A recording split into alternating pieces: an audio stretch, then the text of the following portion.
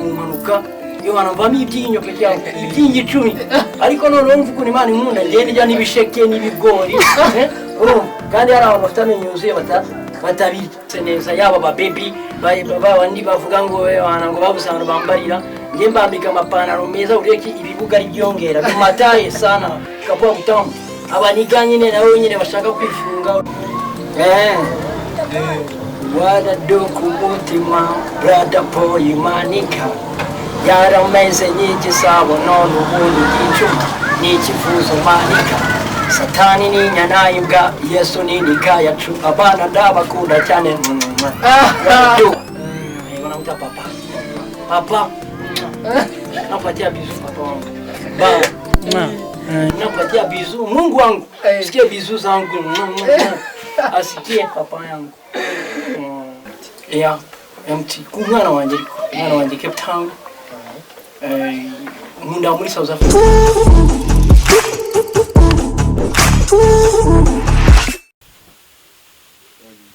Yes, yeah. This is the young boy Chino officially ndi kuri waradu shop the made in heaven. Yes, reka nsuhuza abakunzi bacu habere hose yaba mu Rwanda ndetse no hanze yarwo. Birumvikana ni kwisanga TV. Uyu munsi nkuko bisanzwe tugenda twinjira mu entertainment bahano ku gihembe. Uyu munsi ndi kumwe n'umwe mu entertainer cyane bakomeye. Murabona ahantu ndi ni muri shop ya Danje ewana ifite ibyangwe kabisa ku bantu bakunda kugura ibyangwe bo hanze yo za state. Reka nkurarikire waradu shop afite icyangwe kabisa hano nanjye ubwanjye cyankosoye. Iki ni icyangwe mukanya turaza kugirana ikiganiro arajye nsobanurira bimwe muri byose turaza no kuganira ku bintu bitandukanye. Ni n'umunyamuziki ibwana mu byose mbese. Yes, nge nitwa ariko Pacifique Byiringiro ariko noneho munsi ku zina rya The Cup maniga. Yes, nkuko nabibabwiye rero hano hantu turi bahita waradu shop made in heaven. Turi kumwe na nyirabyo iri ni iduka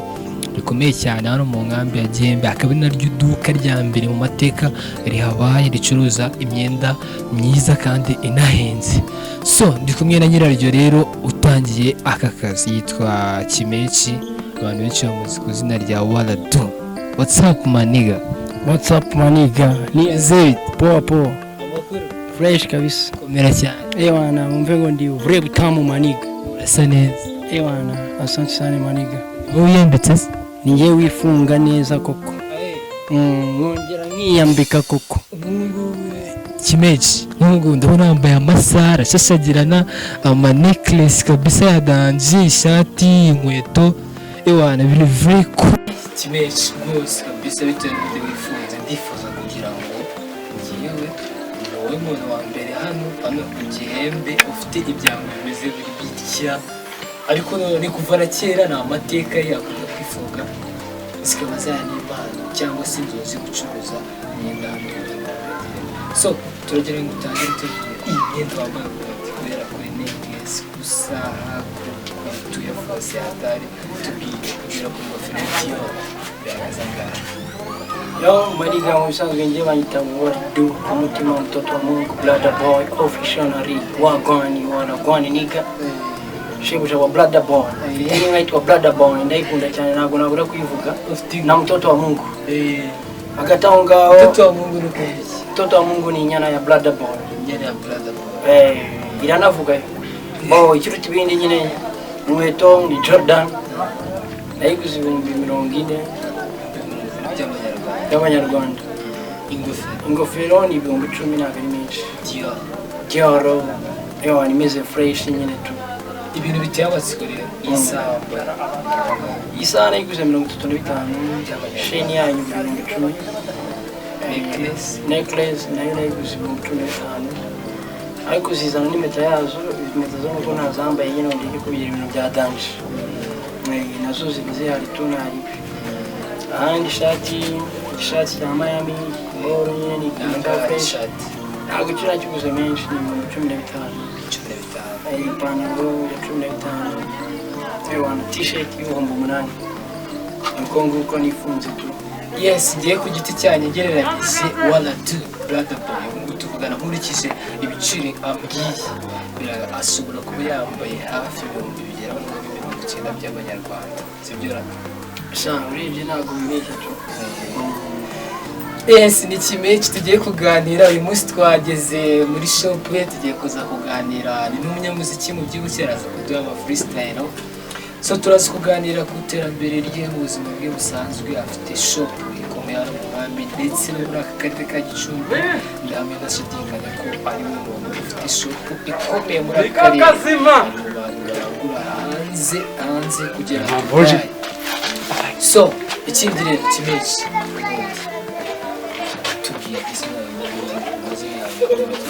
amazina nyakuri inkuru nziza iri ariko mazwi ku izina rya waradu papa Cape Town yagwa Cape Town ni muri South Africa ni n'amazina yawe amazina yo muri South Africa nkunda South Africa undi kizuru nkunda y'umuhanzi bita MT the Hustler MT ku mwana wanjye Cape Town nkunda muri South Africa namwiso mu mujyi wa Cape Town kubera mba numva ari ahantu nkunda kubera umuhanzi makunda witwa MT the Hustler nkunda ibihangano bye nkunda ubugangster bwe nkunda abantu nkunda Imana nkunda akunda guhiga nibyo bintu nyine byatumye nyine numva nuze South Africa kandi noneho nka Africa niwe Lord model wanjye MT the Hustler kuva Cape Town Johannesburg wagwanye abantu bafite bakunda abantu muri Afrika muri iki gihugu ni bake ariko nyine twabaye na kimechi brother boy uyu munsi turi muri shop yitwa waradu shop kunze kuvuga ko ngo ni made in heaven kimechi cyo wisi shop cyangwa brother waradu shop made in heaven ndagira ngo nsobanurire kubera icyo bise made in heaven waradu shop kaba munsi yaho harimo uruhande rumwe harimo inyenyeri urundi ruhande hakabamo inyenyeri hagati hakabamo ukwezi munsi y'ibyo ngibyo hakabamo made in heaven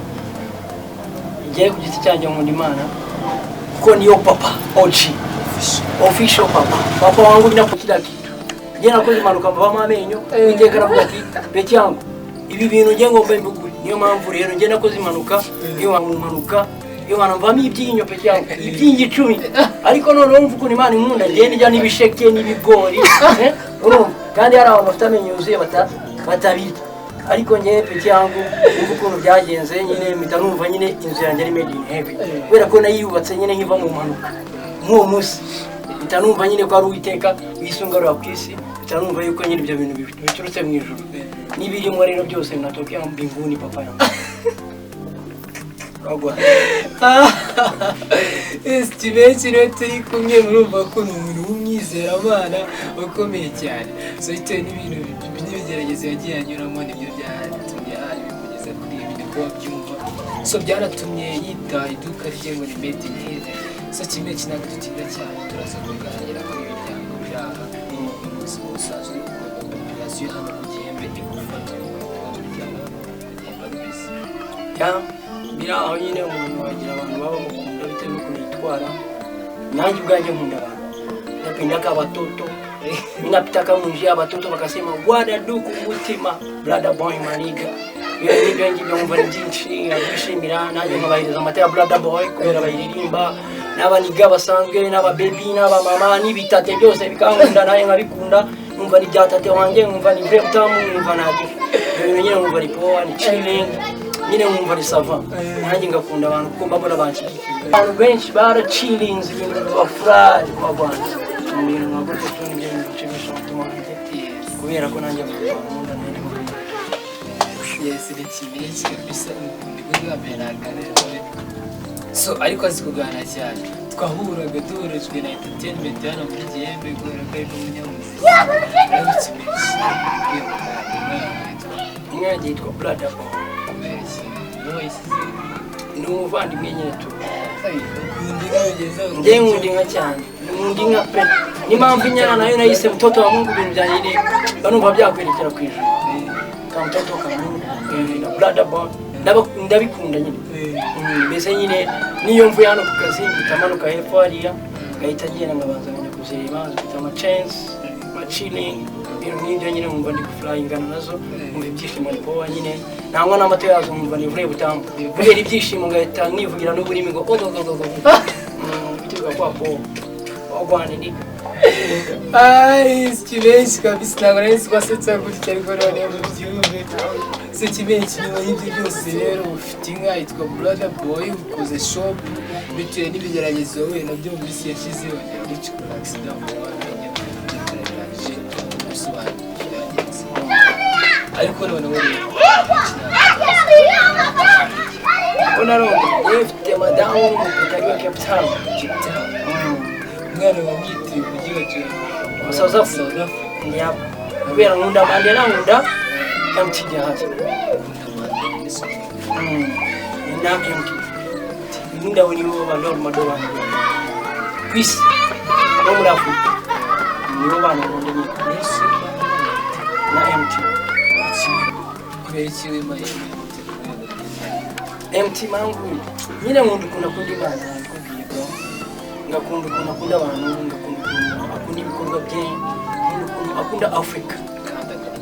kandi akaniteza imbere ibintu nk'ibyo ngibyo nyine akunda abantu bakuranye bari chilling yindi akicisha bugufi muri YouTube bigatuma nanjye nkundira kabisa kuri hasi ni kimenshi tukomeje kuganira ni kwisanga TV kugira ngo uramutse ukeneye ibyango waba yako cyane cyane ku bantu bari hanze y'u Rwanda abavandimwe bagiye babarizwa ku mugabane wo hanze wa Amerika reka nkubwire ngo ubushake cyangwa ntabyo kubeshya hano hari ibyango nagiye mbona Air Force kabisa yatari murayibona hano kuri kamera ku bantu bakeneye ibyango ni kimenshi turaza kubahereza contact ze ahantu wamubona dufite n'izindi keke z'amadiyoro hano ari akunzwe cyane so muraza kubyirebera bega turaza kugenda tubivuga muri make ibyo byango so akaba nawe mwitatena wa mbere ugerageze gutera intambwe mu rugendo rw'umwami akazana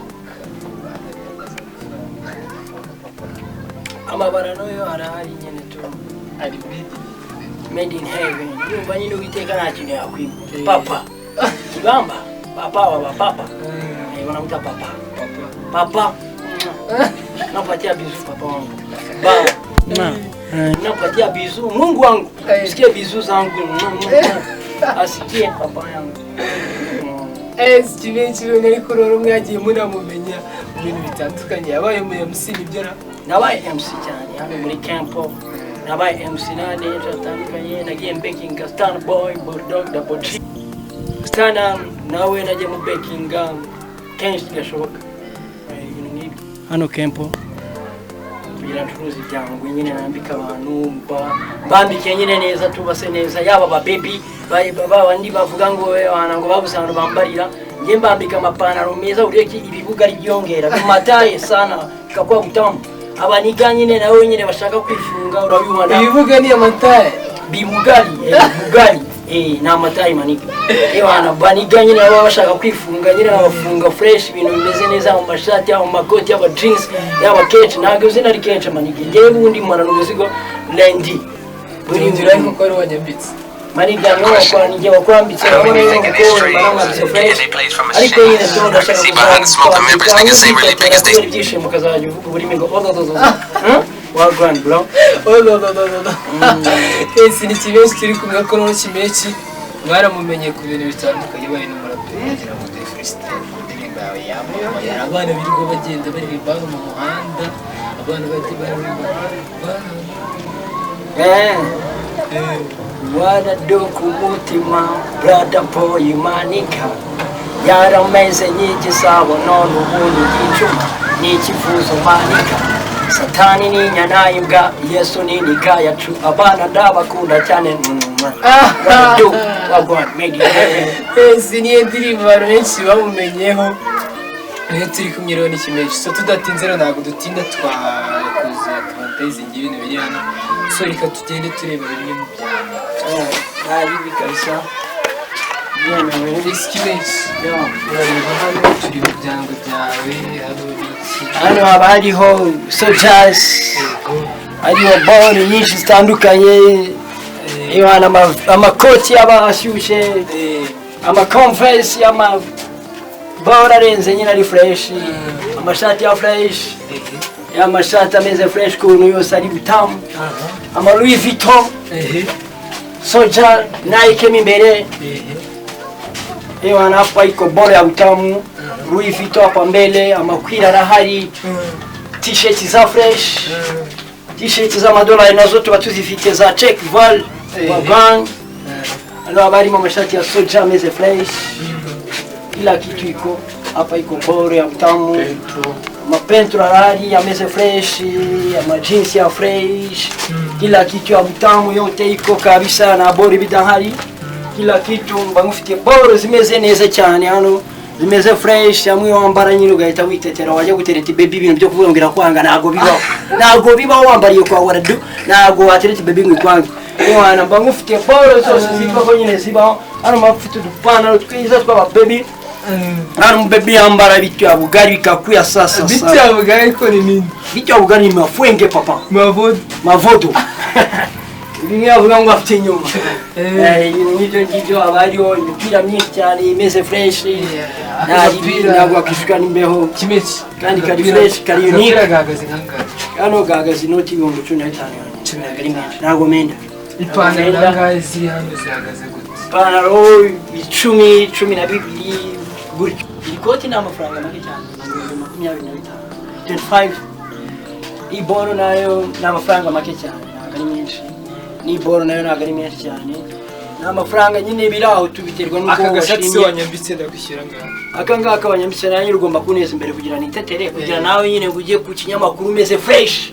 witse wa adversaire wayikanze koko akangaka ntari urangutse inoti 10 amabara atukura yewana nari bi hakurya hano hari amagucci ari fresh nari bi yewana hano hari boro za Gucci Pumba shake ya soja imeze fresh yewana mbese hari kila kitu kabisa ni boro ya bandana imeze fresh nayona mbese imiziki iri hari no muri keke twajya tujye muri keke turebe keke nyine yazubikaho nari yewana hano hari amakeke twerera keke hano zirahari boro nyinshi hari Air Force ya Dior hari Adidas hari Air Force imeze fresh hari Vans ku bantu bazikunda yewana hari Adidas hari kila kitu yote mnaona bora Jordan zirahari Jordan 1 Jordan 2 nazo ku munsi wa mbere zawazi hari Dior z'imihondo munsi zifite umuhondo hejuru izindi boro nyinshi bajyanye zimeze fresh Jordan ni Nike yewana mbese ngo kila kitu yote ni kona reka dusoze ikiganiro nkubwira ngo nayindi muri waradu shop ni iduka rikorera hano mu nkambi ya Gihembe ariko none rikaba ryambika abantu batandukanye ku mugabane kumenya urambika abantu hano mu Gihembe hanze yaho muri Amerika bivuze jewe nambika abantu ba hano muri camp nkambika nabo hakurya USA badutuma ibintu tukabibohereza ku maposta bikabageraho bakaduha amabarano natwe tukabahereza ibyangwe hamwe bambara neza bakitetera tu buryo ki bavuga ati bambariye muri waradu shop made in heaven bao kiruta ibindi nuko twebwe dukunda Imana Mungu Icumi twihuse wenda abantu bakubona gute abantu bavuga ati ngiye mubonye kuri YouTube namubona gute nimero za WhatsApp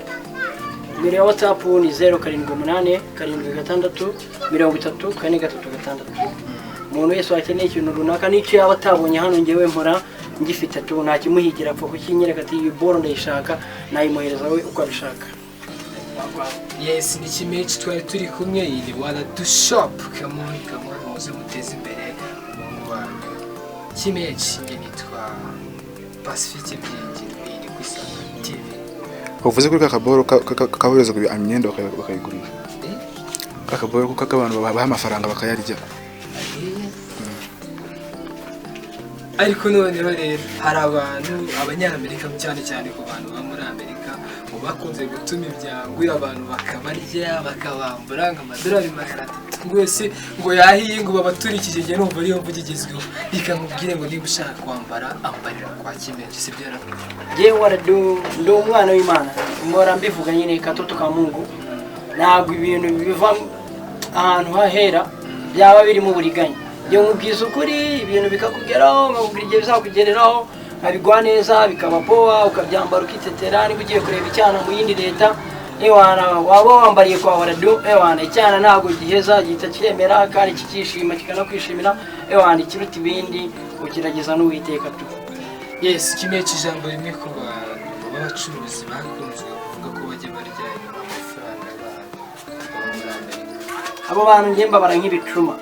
ni ibicuma ariko ngiye utarya abantu ndi inkongoro kuko inkongoro ijyamo amere ni amata manini urumva abo bantu rero b'ibicuma b'ibivuzo ni abantu baranduza tu urumva baranduye ubwonko haranduye ntabwo ibintu nk'ibi ngibi bizanyemo ibintu by'uburiganya utera imbere uhura nyine uri aho uri inyuma umuhora ushaka utw'abandi ariko wowe ku gisi cyawe ushaka ibyawe nta kabuza wibera mere tu ukibera inkongoro ukibera brother boy ukibera wana dusha wagwani maniga buri kila kitu cyose kiba gihari rero abaniga batuzi n'abatatuzi ni ukuyamuza kugura ku biciro byiza byabanje kandi tukabona uko mubishaka mukitetera kila kitu kikoma. Yes, reka dusoze ikiganiro twagiranye na Kimenyi ni ikiganiro cyiza cyane hano twasuye shop murabizi ko televiziyo yacu igenda yibanda kuri entertainment ya GM abanyamuziki ndetse no ku banyamideli ndetse n'ibindi bintu bitandukanye zitwa Pacific Byegiro. Thanks.